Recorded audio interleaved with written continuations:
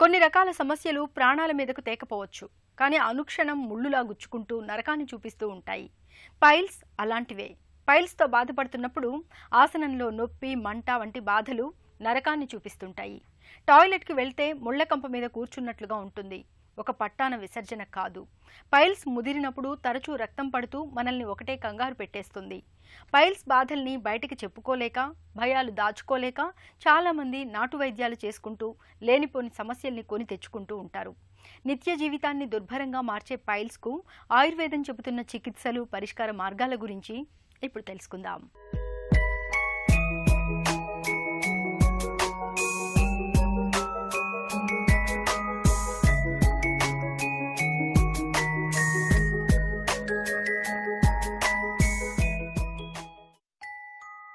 మలమార్గంలో ఉన్న సిరలలో వాపు వచ్చి ఉబ్బి కనిపించటాన్ని పైల్స్ అని, మొలలు అని పిలుస్తాం. పైల్స్ని ఆయుర్వేదం ఆర్శరోగంగా వ్యవహరిస్తుంది. పైల్స్లో మళ్ళీ ఫస్ట్, సెకండ్, థర్డ్ డిగ్రీ అనే 3 దశలుంటాయి. ఫస్ట్ డిగ్రీలో పైల్స్ లోపాలే ఉంటాయి, బయటికి రావు. సెకండ్ డిగ్రీ పైల్స్ బలంగా ముక్కినప్పుడు బయటకు వచ్చి తిరిగి లోపలికి వెళ్తాయి, లేదంటే వేలితో నెట్టినా లోపలికి వెళ్తాయి. థర్డ్ డిగ్రీ పైల్స్ శాశ్వతంగా బయటే ఉండిపోతాయి. వీటిలో రక్తం గడ్డకట్టి విపరీతమైన నొప్పి ఉంటుంది. మ్యూకోసాలో అల్సర్లు ఏర్పడటం వల్ల నొప్పి ఉంటుంది. ఈ మ్యూకోసా జిగురు లాంటి పదార్థాన్ని స్రవిస్తుంది. పైల్స్ బాగా ముదిరిపోయినప్పుడు రక్తంతో పాటు మ్యూకోసా స్రావం కూడా ఎక్కువై దుస్తులకు కూడా అంటుకుంటూ ఉంటుంది.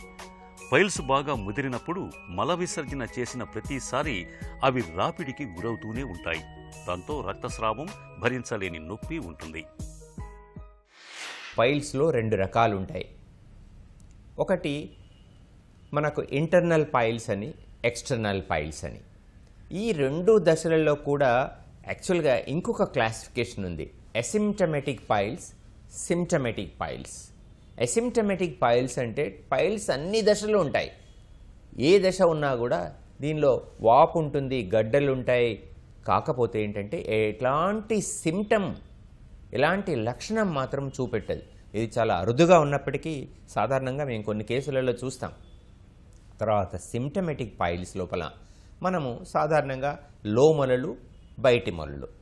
లో మొలల లోపల first grade, second grade, third grade, fourth grade.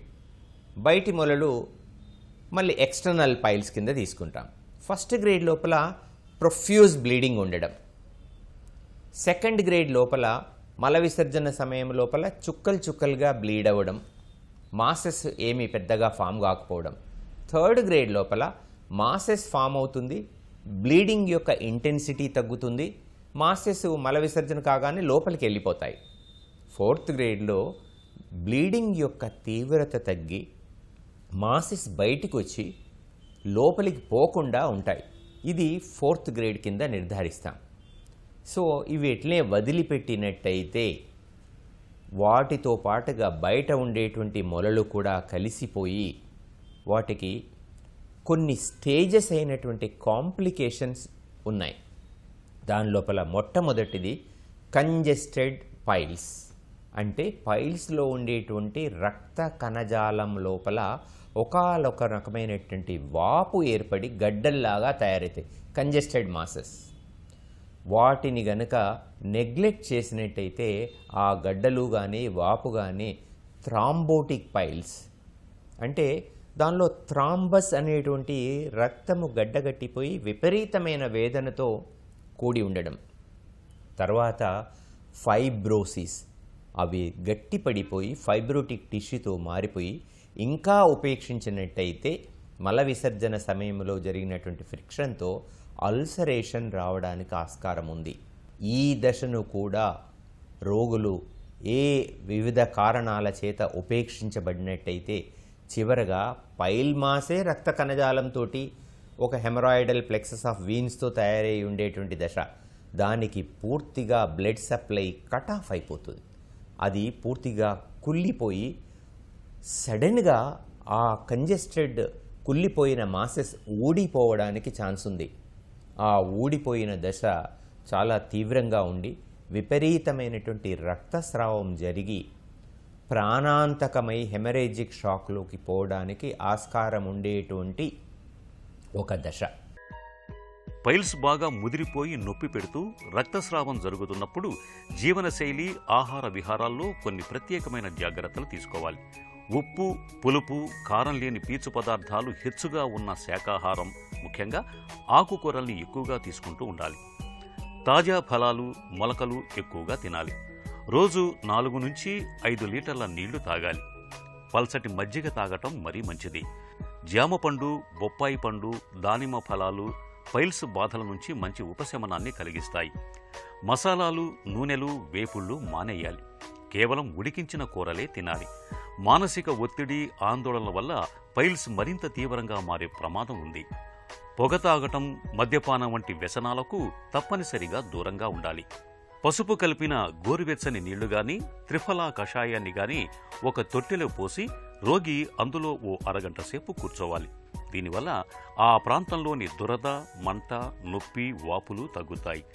అవసరాన్ని బట్టి దీన్ని ప్రతిరోజు కొనసాగించవచ్చు. సాధారణంగా ఆయుర్వేద రీత్యా చూసినట్టయితే మనకు దీనికి ఔషధ చికిత్స విధానము, క్షార చికిత్స విధానము, అగ్నికర్మ విధానము, శస్త్రకర్మ విధానం. ఔషధ చికిత్స లోపల అభయారిష్ట, అర్షకుటారరస్, తర్వాత దశమూలారిష్ట, త్రిఫలా చూర్ణాల్ని పంచసకార చూర్ణంతో చేర్చి రోజు పడుకునే సమయం లోపల 5 గ్రామ్స్ ఇవ్వడం ద్వారా ఈ వ్యాధిని మెడికల్గా మనం కంట్రోల్ చేయవచ్చు. ఇది మెడిసిన్స్కి లొంగనట్టయితే క్షారకర్మ విధానం లోపల మనం ప్రత్యేకమైనటువంటి ఆల్కలైన్ సబ్స్టెన్స్ని అపామార్గ అనేటువంటి అకైరాంథస్ ఆస్పెరా మొక్క ద్వారా తీసినటువంటి ఒక ప్రత్యేకమైనటువంటి విధానంలో క్షారంను తయారు చేసి ఆ క్షారాన్ని వైద్య పర్యవేక్షణలో మొలల పై భాగంలో లేపనంగా పూయడం చేత ఆ పైల్ మాసెస్ కరిగిపోవడానికి ఛాన్సెస్ ఉంది.